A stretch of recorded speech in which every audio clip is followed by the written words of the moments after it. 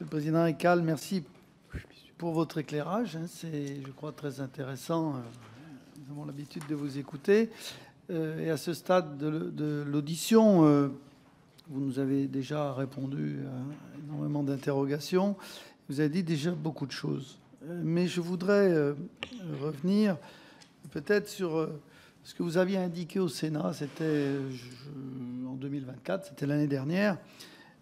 Il vous paraissait, vous disiez qu'il vous paraissait que les travaux de prévision, et ce sera ma première question, les travaux de prévision et les méthodes utilisées au sein du ministère des Finances n'avaient pas beaucoup changé depuis près de 20 ans. Alors, nous comprenons que tout cela pourrait être amélioré. Comment vous pourriez synthétiser votre argumentaire, de dire sur quels arguments vous fondez cette intuition, cette conviction, et quelles améliorations vous paraissent-elles possibles? Techniquement, les méthodes de prévision, par exemple, des recettes fiscales sont sur le fond les mêmes que celles qu'on utilisait il y a 30 ans. Exemple, l'impôt sur les sociétés.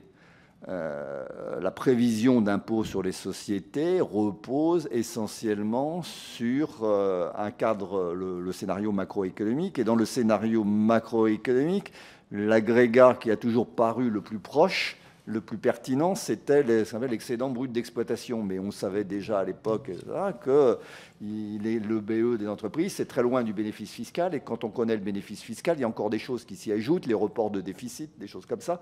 Et donc déjà à l'époque, on se posait des questions. On savait bien que donc on cherchait s'il n'y avait pas des agrégats plus pertinents. Et puis ensuite, on se disait aussi que, bon, au moins au milieu de l'année, comme déjà à l'époque on avait un quatrième acompte d'impôt sur les sociétés qui nous posait des problèmes en décembre, on s'était déjà dit à l'époque, on pourrait peut-être essayer d'utiliser l'information que les entreprises sont obligées de donner publiquement sur leurs comptes trimestriels, etc.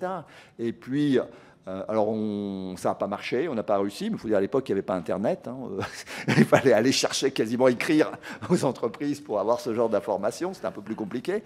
Donc aujourd'hui, je pense qu'on pourrait quand même, c'est quand même un peu plus facile.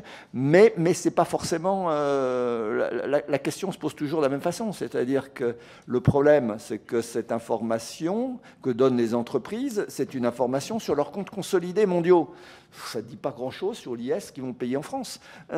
Et donc, comme on s'est dit là avec le comité d'experts, mais c'est le sujet, enfin, on le connaît depuis 30 ans, c'est il faudrait essayer de trouver des entreprises qui payent plutôt leurs impôts en France, alors il y en a, il y en a qui sont surtout franco-françaises, il y en a en plus qui sont des entreprises publiques, donc il y a eu un raté sur EDF, c'est clair. Donc... voilà, mais voilà, donc c'est pour ça que je dis c'est un peu toujours la même chose. La TVA, les travaux qui ont été publiés par Laurent Bach, mais on faisait la même chose il y a 30 ans. Et donc on se posait les mêmes questions. On avait introduit ce qu'il montre, c'est-à-dire qu'il y a une déformation, probablement une déformation des emplois taxables. On l'avait déjà à l'époque. À l'époque, il y avait un taux majoré de TVA qui était beaucoup plus important. Donc il y avait une déformation de la consommation entre les produits soumis au taux majoré et au taux normal. Donc on introduisait dans nos équations, on disait, on fait évoluer la TVA comme les emplois taxables, mais on met un correctif pour tenir compte de cette déformation de la consommation. Donc on fait ça, on fait ça depuis 30 ans, mais on n'a pas trouvé. Voilà, mais depuis 30 ans, on fait des erreurs, on se trompe, on cherche et on ne trouve pas forcément. Deuxième question, je vous remercie pour cette première réponse. Vous posez en réalité et souvent la même question que devrait se poser, ou se pose tout gouvernement par rapport à l'utilisation, enfin le fait d'avoir à disposition des moyens convenables pour recueillir des données économiques nécessaires, indispensables pour répondre à la question de l'utilité ou de la pertinence des dépenses de services et de prestations. Mais est-ce que, selon vous, le ministère de l'Économie et des Finances dispose de moyens convenables, des moyens convenables pour recueillir les données économiques nécessaires permettant de répondre à cette question fondamentale? Il a beaucoup d'informations, mais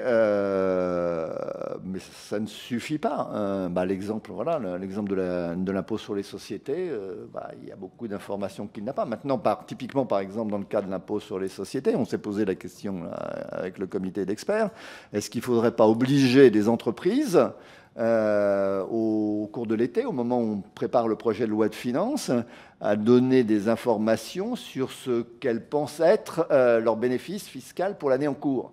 Mais vous voyez, dès que je dis ça, je rajoute une obligation supplémentaire sur les entreprises, hein, si on le faisait. C'est-à-dire qu'elles ne vont pas le faire spontanément. Enfin, bon, peut-être 2 ou 3. EDF le fera, il est bien obligé de le faire. Mais les autres, ce n'est pas évident. Donc, il faut arriver d'une façon ou d'une autre à les obliger à fournir cette information, qui n'est pas la même que celle qu'elles fournissent, puisque ce qu'elles sont obligées de fournir, c'est des informations sur leur compte consolidé. Donc, et c'est souvent comme ça, c'est-à-dire que si on voulait avoir plus d'informations, il faudrait obliger les acteurs économiques à fournir cette information. On considère souvent qu'ils sont déjà très réglementés et qu'ils ont déjà beaucoup d'informations à fournir. Ce n'est pas évident. Très bien, merci. Dernière question rapide. Vous avez recours à FIPECO à des données statistiques fournies par l'INSEE. Est-ce qu'à l'expérience, les méthodes et l'interprétation des données utilisées par l'INSEE vous paraissent suffisamment robustes pour garantir la qualité de l'information sur laquelle s'appuient les politiques d'ailleurs économiques et sociales du gouvernement? Je pense que l'INSEE fait très sérieusement et très professionnellement son travail, sous le contrôle d'Eurostat, notamment pour tous ces agrégats de finances publiques, etc. Après, on peut avoir des débats, mais que les économistes ont, que les comptables nationaux ont, sur le périmètre des dépenses publiques, sur des conventions comptables, etc. Bon, voilà, je pense que compte tenu de ces conventions, de ces méthodes, c'est très bien fait et pas de critique à faire. Après, je dirais, l'agrégat macroéconomique le plus important, c'est le produit intérieur brut. Depuis qu'on mesure un produit intérieur brut, on sait que il pose des problèmes, qui ne mesure pas des tas de choses. Il a quand même, je rappelle quand même qu'il a un gros intérêt, c'est quand même justement cette élasticité des prélèvements obligatoires au PIB, qui montre que, quelque part, il représente quand même assez bien l'assiette sur laquelle on prélève les prélèvements obligatoires. Après, il y a des tas de choses qui ne mesurent pas, en revanche.